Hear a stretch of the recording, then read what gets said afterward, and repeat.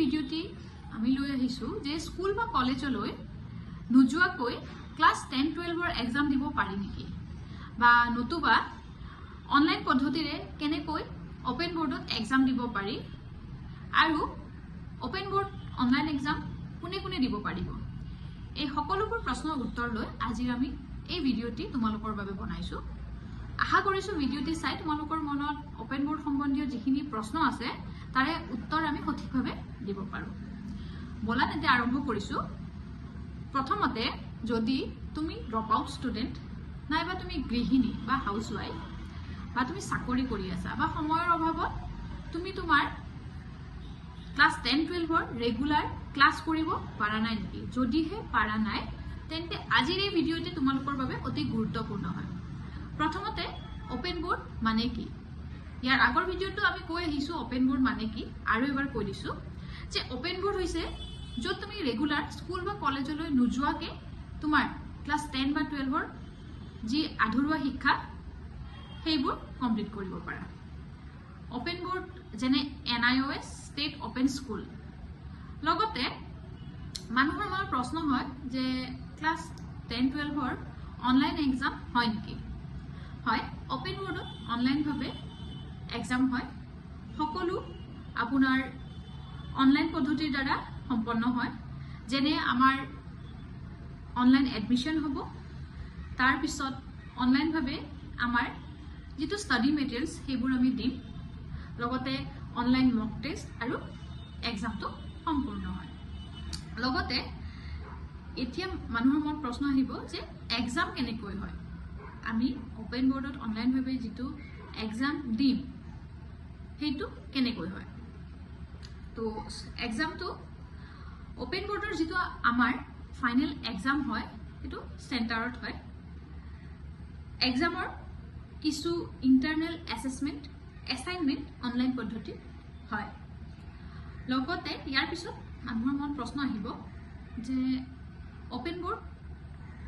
কাৰ বাবে উত্তম বা কোনে কোনে ওপেন বোৰ্ডত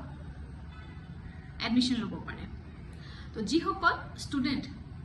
স্কুলত ড্ৰপ আউট হয় চাকৰি কৰা লোক যিসকলৰ এতিয়ালৈ পঢ়া পাতি আধৰুৱা হৈ আছে বা কোনো লোকৰ বয়স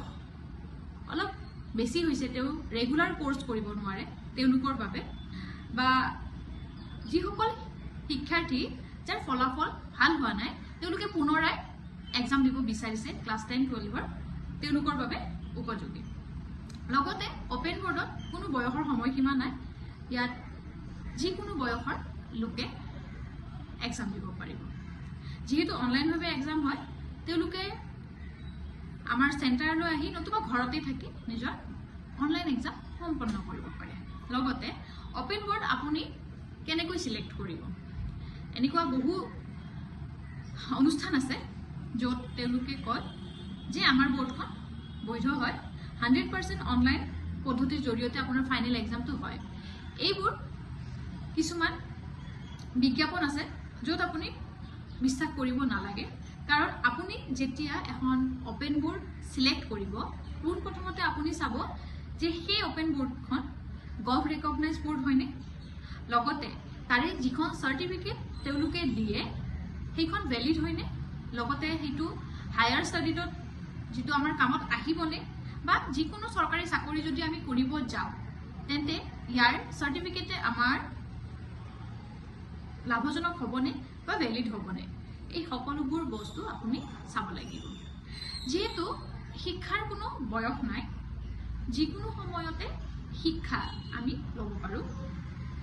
তো যদি তেনেকুৱা হয় তেন্তে ওপেন বোৰ্ড হৈছে আপোনাৰ বাবে বা তোমালোকৰ বাবে এটা সৰ্বশ্ৰেষ্ঠ পথ ওপেন বোৰ্ডৰ জৰিয়তে সহজে বৈধভাৱে ক্লাস 10-12 এক্সাম তুমি সম্পূৰ্ণ কৰিব পাৰিবা যেহেতু ওপেন বোৰ্ডৰ বিষয়ে বহু কথা কলো ইয়াৰ পিছৰ ভিডিওটিত আমি লৈ আহিম যে ওপেন বোৰ্ড বা ওপেন বোৰ্ডত আমি কেনেকৈ এডমিশন বা এনৰোলমেন্ট কৰিম সেই বিষয়ে আমি ইয়াৰ নেক্সট ভিডিওটিত লৈ আহিম আজিৰ এই ভিডিওটি ওপেন বোৰ্ডৰ বিষয়ে যিখিনি কলো সেইখিনি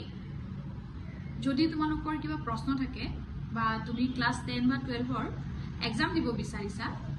তেন্তে তোমালোকে কমেণ্টত অপেন বোৰ্ড বুলি লিখিবা